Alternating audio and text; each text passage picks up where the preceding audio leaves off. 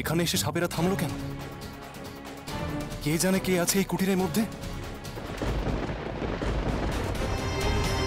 শুনছেন? কেউ কি বলতে পারেন না আমি ওই বেদেকোনা শরীরে প্রাণ আনবো কি করে? শুনছেন? ওই বেদেকোনাকে বাঁচাতে হবে। বেদেকোনাকে বাঁচাতে হবে? তার মানে কি বেদেরা এখানে চলে এসেছে, আমার কুটির আক্রমণ করছে? এখনো কিচ্ছু করা গেল না।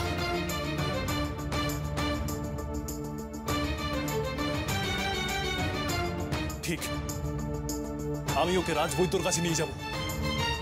রাজবৈদ্য যদি সারাতে না পারে তাহলে রাজপুরোহিতের কাছে নিয়ে যাব।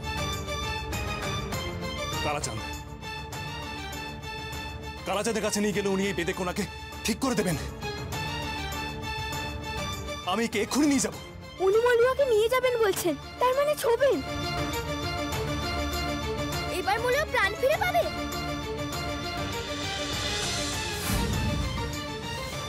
সূর্য যা চায় তাই যেন পায়।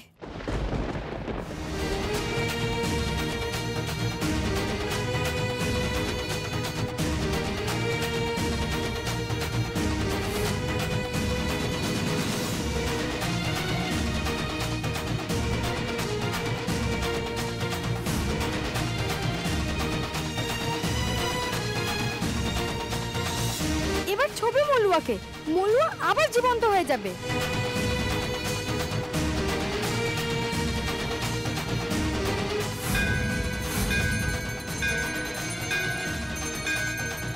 আর একটু সময়ই বাকি বেলা শেষ হতে, তার মধ্যে ছুটেই হবে।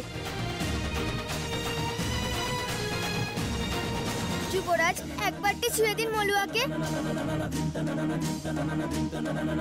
ও যে সূর্যনগরের কোনো পুরুষের স্পর্শে আবার সাপমুক্ত হয়ে জীবন্ত হয়ে উঠবে।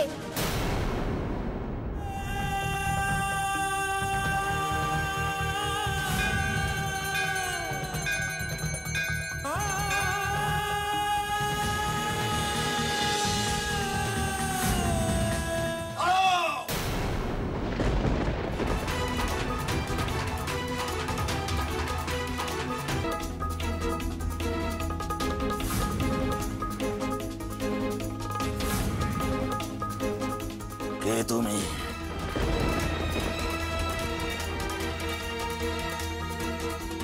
আমি থাক! আমি তোমার মুখ থেকে আর শুনতে চাই না। পরিস্থিতি আর বেশভূষা দেখলেই বোঝা যায় তুমি কে। তুমি বেদে আমার কুটির আক্রমণ করতে এসেছো। না, মিথ্যাচার আমার সহ্য হয় না। ওই বেদেকন্যাকে আমি অভিশাপ দিয়ে পাথর করে দিয়েছি। এই সংবাদ পেয়ে তুমি ছুটে এসছো আমার কুটির লণ্ডভণ্ড করতে। এত বড় সাহস তোমার! বেরিয়ে যাও, এই এক্ষুনি আমার কুটির থেকে বেরিয়ে যাও। না, ও বেদে নয়। ওকে দয়া করে বার করে দেবেন না। আমরা আপনাকে সব বলছি। আমি কিচ্ছু শুনতে চাই না।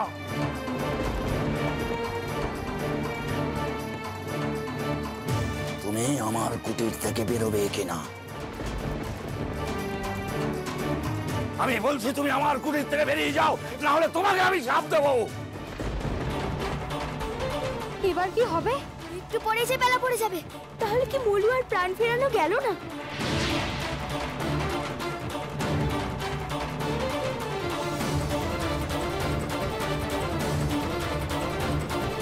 এই যাও এখান থেকে, যাও বলছি।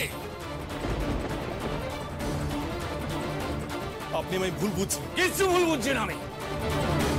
আমি যা বুঝছি সেটা ঠিক বুঝছি। তোমার মতো তুচ্ছ বেনের সাথে কথা বলতে আমার সম্মানে বাধে। আমি যে এতক্ষণ ধরে তোমার সাথে কথা বলছি এটা তোমার ভাগ্য।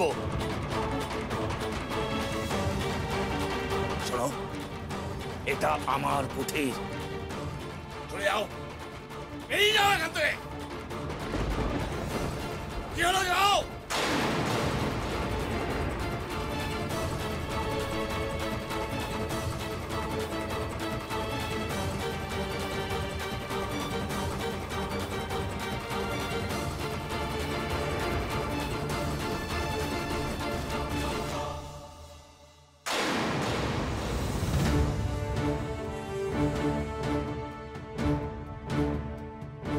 বেধা দাঁড়িয়ে সময় নষ্ট করছিস কেন?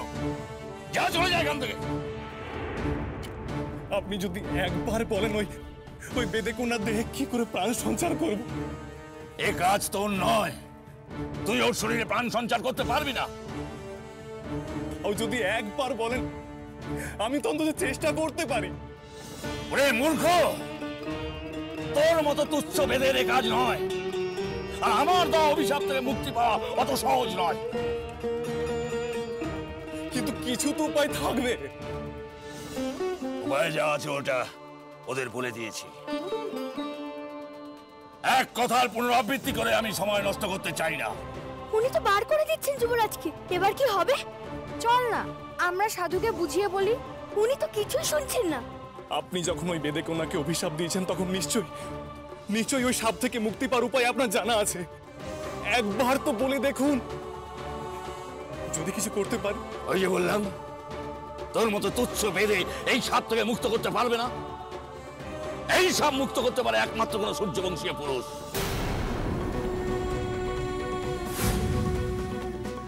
হ্যাঁ, যদি কোনো সূর্যবংশীয় পুরুষ ওই পাথর স্পর্শ করে তবেই একমাত্র ওর মধ্যে প্রাণের সঞ্চার ঘটবে। তবু এ ব্যাপারে এখন সংশয় আছে। বেলা পড়ে যাচ্ছে।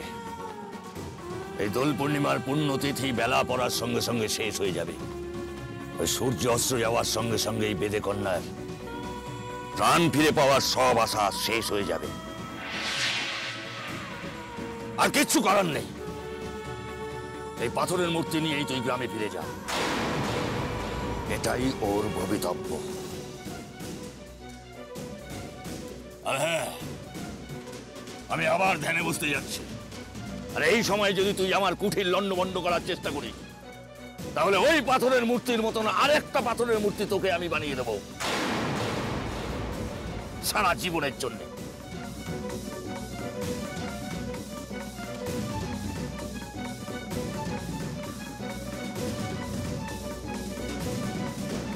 যদি কোনো সূর্যবংশীয় পুরুষ ওই পাথর স্পর্শ করে তবেই একমাত্র ওর মধ্যে প্রাণের সঞ্চার ঘটবে।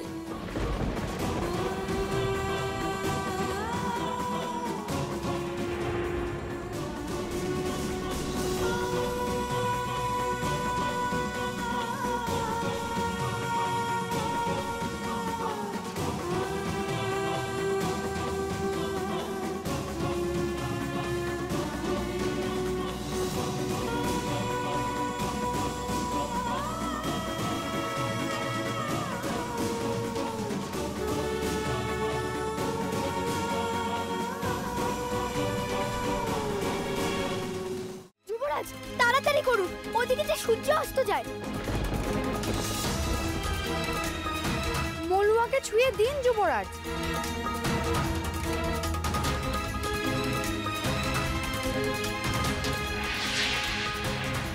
যুবরাজ, যুবরাজ আর দেরি করবেন না।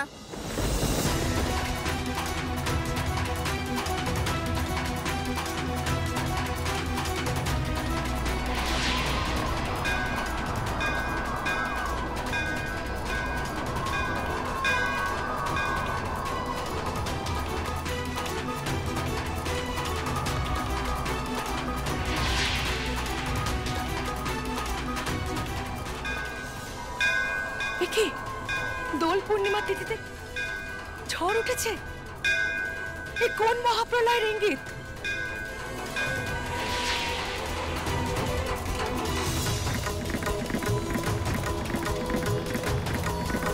ভয় পেও না বেজরিন।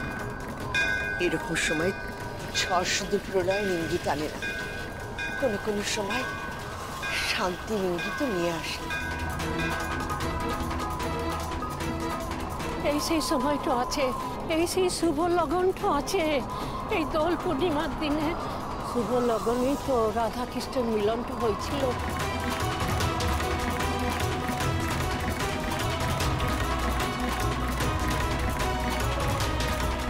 সূর্য যেন কিছু খারাপ না হয় কালাচাঁদ। তোমার লীলা কেউ খণ্ডাতে পারবে না। তুমি তোমার লীলা দেখাও কালাচাঁদ, তোমার লীলা দেখাও।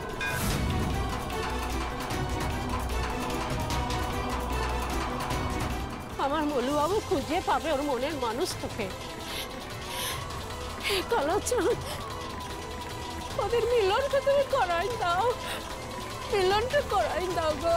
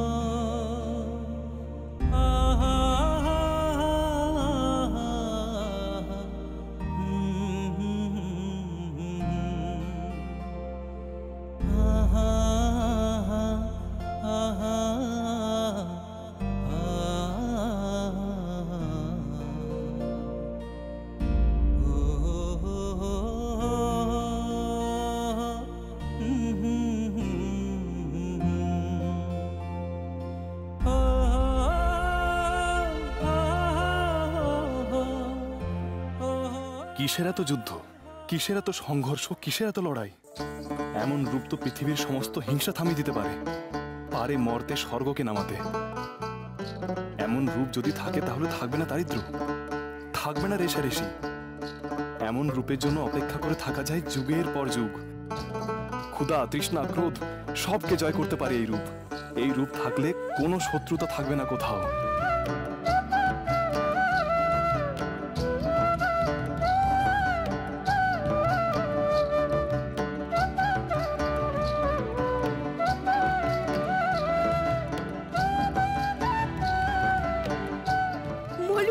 প্রাণ এসেছে, এটা খুশির খবর।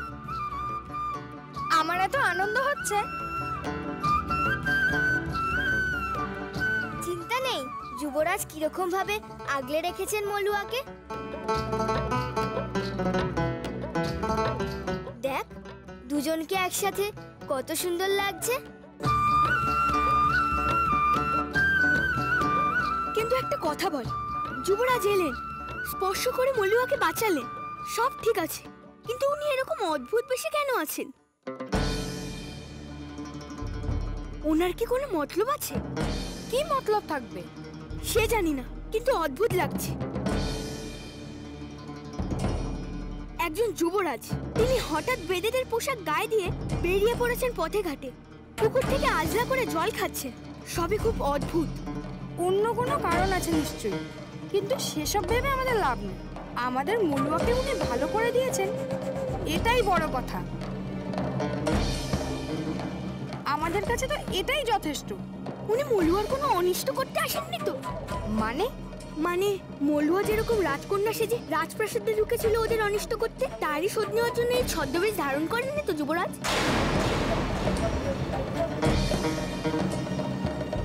প্রতিশোধের টানে এলে কি উনি আর মলুয়াকে বাঁচাতেন রে? আমি জানি উনি এসেছেন ভালোবাসার টানে। দেখছিলি না মলুয়াকে সুস্থ করতে না পেরে উনি কিরম ছটফট করছিলেন।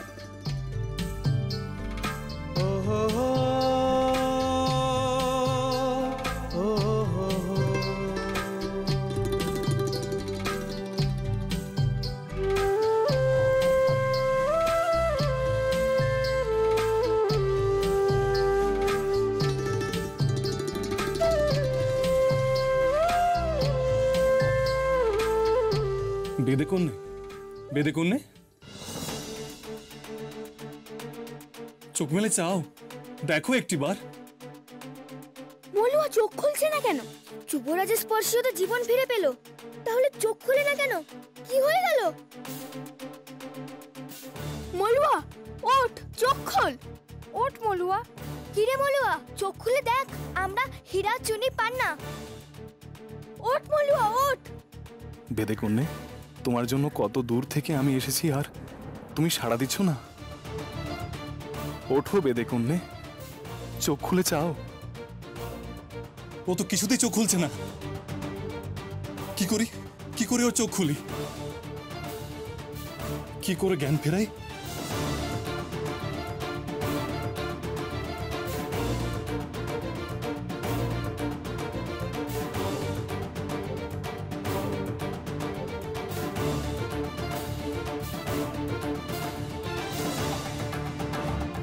সাধু বাবা,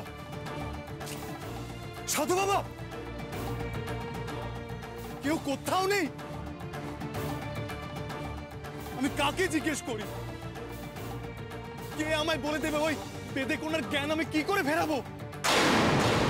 ওঠ মলুয়া, সূর্যনগরের যুবরাজের সাথে স্পর্শে তোকে বাঁচিয়েছেন। উঠেছে দেখ। কি করছিস পান্না? তোর কি কখনো বুদ্ধি হবে না? কেন, কি বললাম?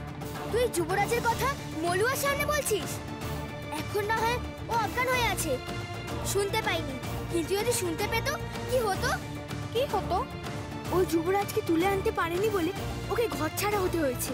ও যদি চোখের সামনে যুবরাজকে দেখতে পেত, তাহলে ওর প্রাণ যে বাঁচিয়েছে সে কথা নিয়ে ভাবতো না, ও যুবরাজের প্রাণ নিয়ে নিত। কিন্তু আগে মলুয়ার জ্ঞান ফেরুক, সেটাই সবার আগে দরকার।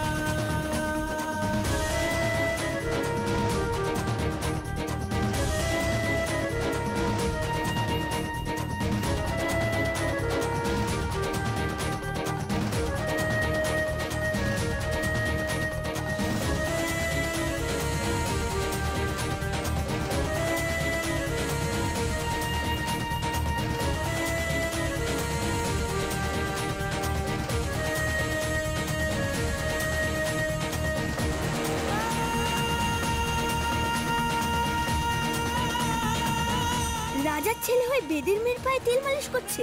লোকে দেখলে বুঝতো এরা জাত মানে না, পাত মানে না, এরা মানে শুধু মানুষ।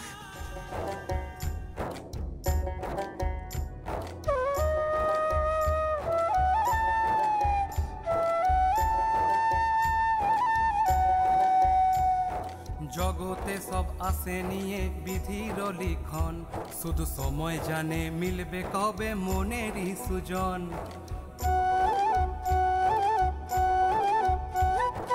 উথাল পাথাল প্রেমে ভরা যুবরাজের মন। বেদে কন্যার গা তো তপ্ত, তাতে পুড়ে যাচ্ছে। কি করি এবার? বাঁধন এসব তো কোনোদিনও প্রাসাদে থাকাকালীন আমাকে করতে হয়নি।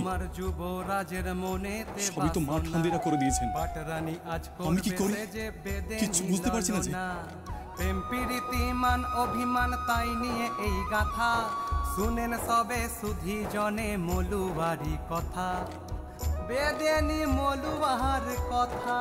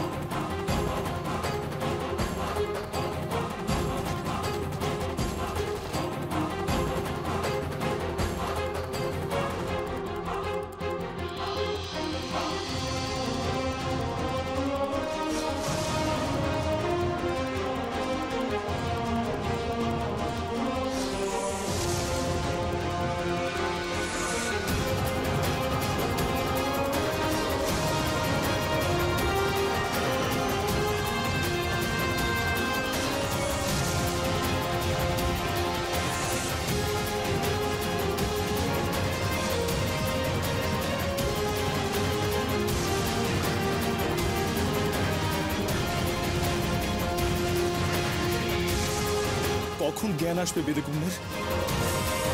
কিভাবে বাঁচাবো ওকে?